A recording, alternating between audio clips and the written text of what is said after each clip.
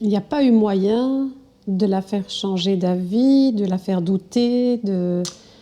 Je n'ai eu aucune prise sur elle pour la faire douter. J'ai essayé tous les moyens. Enfin,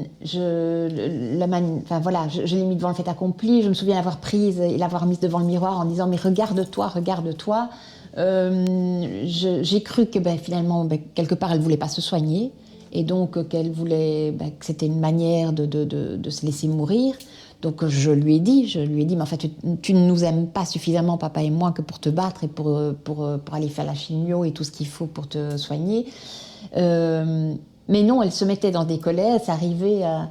Je me souviens d'une scène où elle a hurlé et elle m'a chassée de la maison parce qu'elle m'a dit mais tu veux ma mort, tu veux que je rentre en clinique, arrête de parler de ça, je veux plus l'entendre, même prononcer le mot risque de m'amener à la mort, donc on ne parle plus de tout cela. Et elle m'a chassée de la maison. Donc j'étais dans l'impossibilité de la raisonner. J'ai essayé tous les moyens à ce moment-là.